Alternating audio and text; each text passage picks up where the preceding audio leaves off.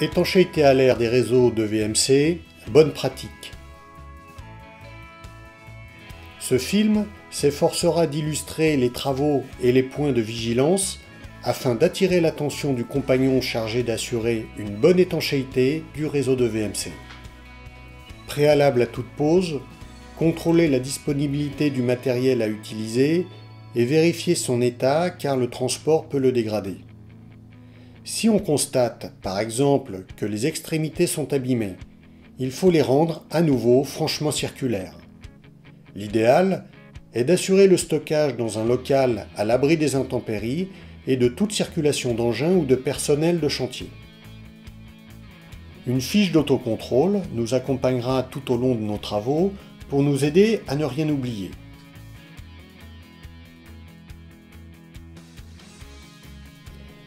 Les accessoires de réseau doivent être à joint. Une fois l'assemblage réalisé, le bloquer par des vis autoforeuses. L'imperméabilité doit être assurée par une pose soignée du mastic sur tout le pourtour du raccord pour assurer l'étanchéité. La bande adhésive permettra de protéger ce mastic d'éventuelles fissures produites par des intempéries au cours de la vie de l'installation. Attention, l'étanchéité peut être testée. Une bonne ou une mauvaise pratique se mesure en vérifiant le débit de fuite sous une pression donnée qui ne doit pas dépasser une certaine limite. Ce tableau indique les valeurs limites positives et négatives. Un autre point est constitué par le raccordement de la bouche à la gaine d'extraction. Après avoir nettoyé l'embouchure de la gaine, là aussi, on procédera à la pose du mastic d'étanchéité sur les deux surfaces en contact, à savoir la collerette de montage de la bouche et la gaine flexible, pour améliorer leur adhérence et limiter les fuites d'air.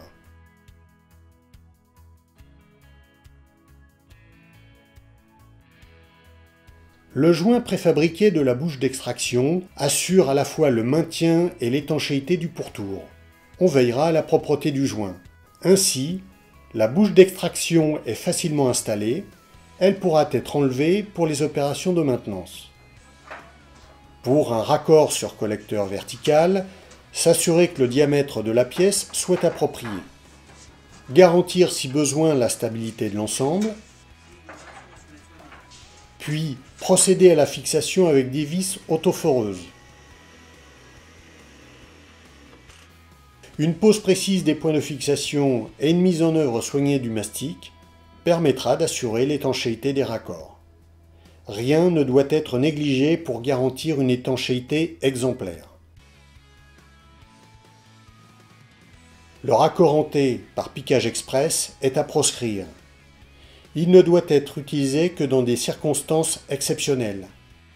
Sa mise en œuvre devra être encore plus soignée pour limiter les problèmes de fuite et pour éviter de réduire la performance du réseau de ventilation. Le même soin devra être apporté lors de la pose des bouchons sur les trappes de visite et les T-souches. Un réseau de VMC est une succession de raccords qui sont autant de fuites d'air potentielles. Seule une attention particulière lors de l'exécution de chacun de ces points garantira la réussite de la pose. Extracteur, T-souche, purge éventuelle d'eau et organes de réglage doivent être accessibles depuis les parties communes de l'immeuble. On procédera à la mise en place d'un couvercle. Celui-ci doit permettre d'assurer les opérations de nettoyage. L'utilisation du mastic est donc à proscrire car il rend difficile le démontage.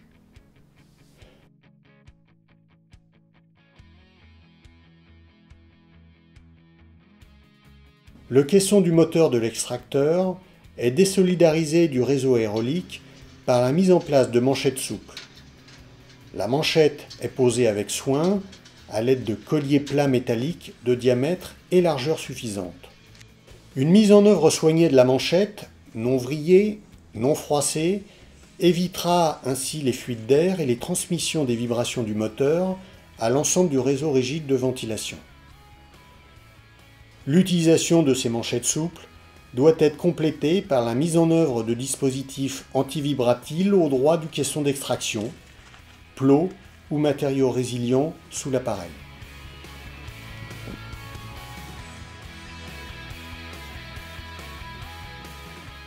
Enfin, on n'oubliera pas de cocher sur la fiche d'autocontrôle les points traités.